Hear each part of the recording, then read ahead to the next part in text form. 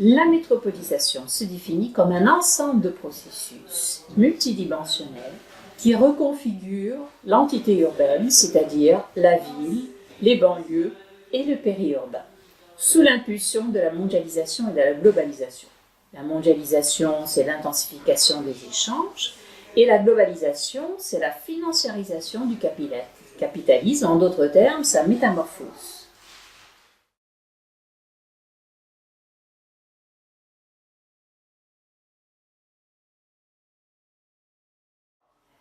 Aux États-Unis, comme chez nous, les chercheurs insistent sur la dimension économique du phénomène.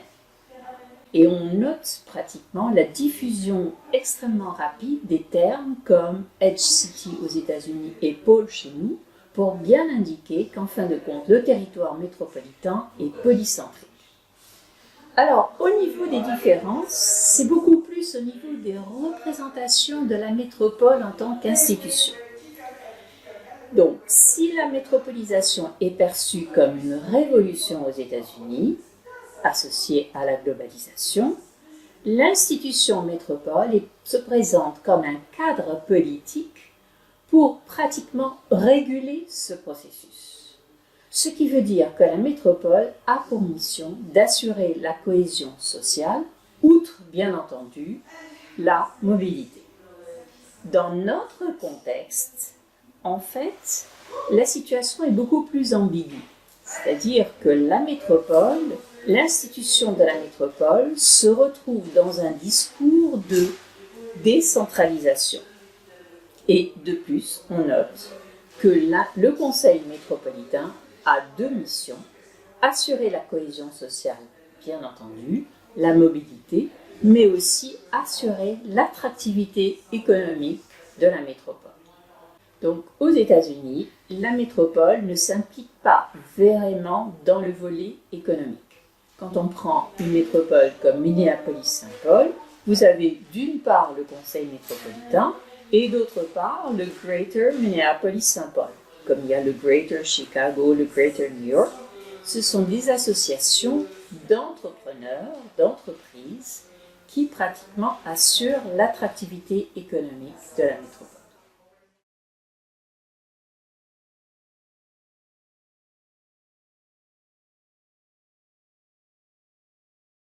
Alors, vouloir doter la métropole d'un conseil métropolitain ayant une légitimité politique relève aux États-Unis d'une ambition progressiste, donc de gauche.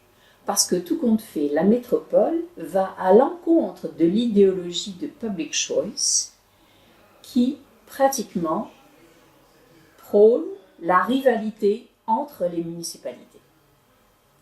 Et deuxièmement, toujours aux États-Unis, la métropole assure une mission de cohésion sociale, de vivre ensemble. Donc il n'y a pas d'ambiguïté. Dans notre contexte national, la métropole a une double ambition. D'une part, assurer la performance économique et d'autre part, assurer le vivre ensemble, outre bien entendu la mobilité.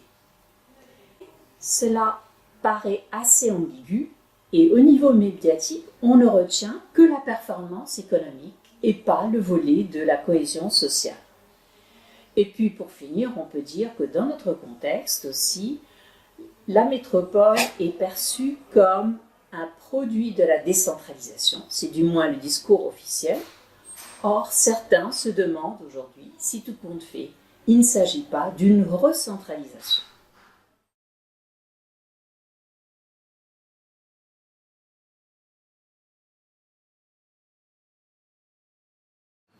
Donc introuvable parce que le système d'acteurs parisien est très conflictuel entre l'État, la région, la ville de Paris,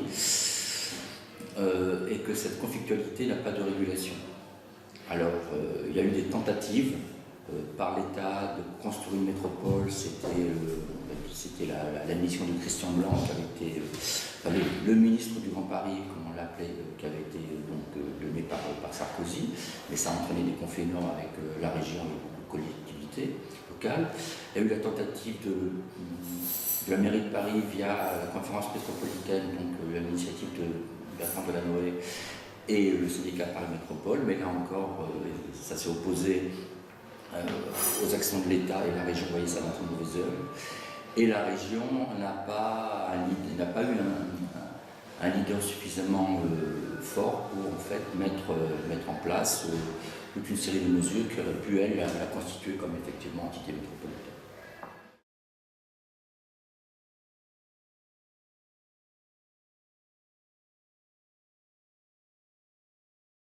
Bon, alors, d'abord, il faut nuancer. Ça dépend de quelle métropole régionale on parle. Moi, j'ai un peu travaillé sur Marseille, et au contraire, à Marseille, il y a une conflictualité des systèmes d'acteurs équivalents, voire peut-être pire que celui de France, et c'est quand même la deuxième ou la troisième ville de France. Alors bien sûr, quand on pense métropole régionale où ça marche, entre guillemets, on pense à Lille, on pense surtout à Lyon, avec la loi MAPTAM qui consacre une nouvelle collectivité locale sur le Grand Lyon. Mais je pense que ce qui explique le succès de Lyon et puis de quelques autres grandes métropoles françaises, c'est le fait qu'on a eu une construction métropolitaine qui s'est étalée sur une très longue durée, sur au moins 50 ans, depuis la création des communautés urbaines en 1966, et que ces communautés urbaines, au départ, le système était très conflictuel, les collectivités locales n'en voulaient pas, les populations ne savaient pas trop à quoi ça pouvait servir, et progressivement, au bout d'un certain nombre de décennies, elles ont réussi à faire leur place dans le système institutionnel, le système d'acteurs, et elles ont réussi à acquérir toute leur légitimité politique qui leur manque aujourd'hui l'élection suffrage universel direct, mais qui sur Lyon semble bien avancée.